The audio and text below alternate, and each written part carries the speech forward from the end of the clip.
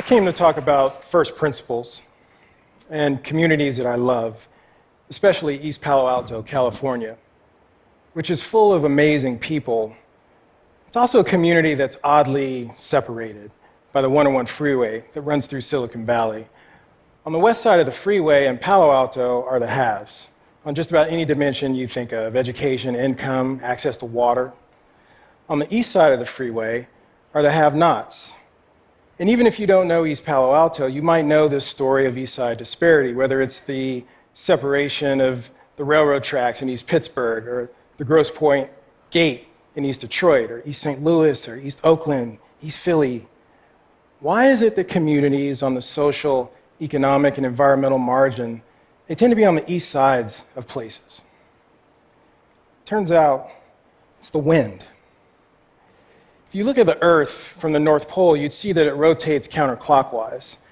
And the impact of this is that the wind in the northern and the southern hemispheres blow in the same direction as the rotation of the Earth, to the east.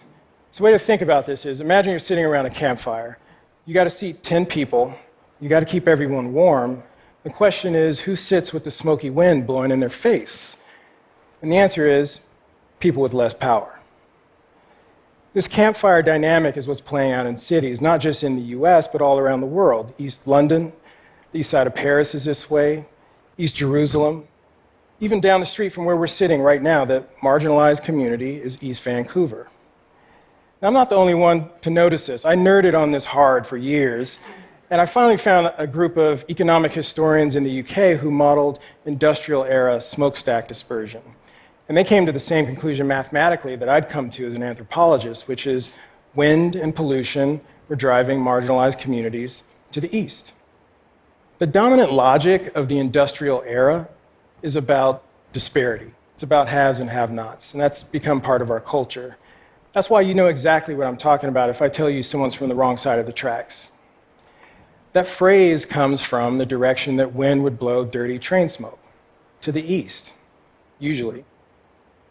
I'm not saying every single community in the east is on the margin, or every community on the margin is in the east, but I'm trying to make a bigger point about disparity by design. So if you find yourself talking about any cardinal direction, or a freeway, a river, some train tracks, you're talking about an east side community. Now, the wind is obviously a natural phenomenon, but the human design decisions that we make to separate ourselves is not natural. Consider the fact that every East Side community in the United States was built during the era of legal segregation. We clearly weren't even trying to design for the benefit of everyone. So we ended up dealing with issues like redlining. So this is where the government literally created maps to tell bankers where they shouldn't lend. These are some of those actual maps. And you'll notice how the red tends to be clustered on the east sides of these cities. Those financial design decisions became a self-fulfilling prophecy. So no loans turned into low property tax base, and that bled into worse schools and a less well-prepared workforce. And lo and behold, lower incomes, it means you can't qualify for a loan. It's just a vicious downward spiral. And that's just the case with lending. We've made similarly sinister design decisions on any number of issues, from water infrastructure to where we decided to place grocery stores versus liquor stores, or even for whom and how we design and fund technology products. Collectively, this list of harms is the artifact of our more primitive selves. I don't think this is how we'd want to be remembered, but this is basically what we've been doing to East Side communities for the last century. The good news is it doesn't have to be this way. We got ourselves into this East Side dilemma through bad design, and so we can get out of it with good design. And I believe the first principle of good design is actually really simple. We have to start with the commitment to design for the benefit of everyone. So remember the campfire metaphor. If we want to benefit everyone, maybe we just sit in a horseshoe so nobody gets the smoke in their face.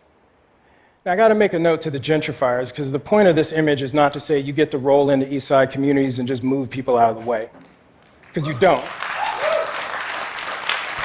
But the point is, if you start with this first principle of benefiting everyone, then elegant solutions may become more obvious than you assume. What are the elegant solutions to close this gap between Palo Alto and East Palo Alto in Silicon Valley? I gotta like the odds of starting with EPA. It's in the middle of Silicon Valley, the epicenter of innovation and wealth creation. If we can solve this problem anywhere, it ought to be here. And if we can solve the problems for EPA, we could apply those solutions to other East Side communities. If you think about it, it's actually a massive investment opportunity and an opportunity to drive policy change and philanthropy. But at the core, it's this fundamental design principle, this choice of whether we're going to decide to take care of everyone. And it's a choice we can make, loved ones. We've got the capital. We've got technology on our side, and it keeps getting better. We've got some of the best entrepreneurs in the world in this building and in these communities right now. But the fundamental question is, what are we designing for? More haves and have-nots? More disparity? Or parity? The choice to come together. Because the reality is, this is not the industrial era. We don't live in the era of legal segregation. So the punchline is, there is no wrong side of the tracks. And all I'm saying is, we should design our economy and our communities with that in mind. Thank you.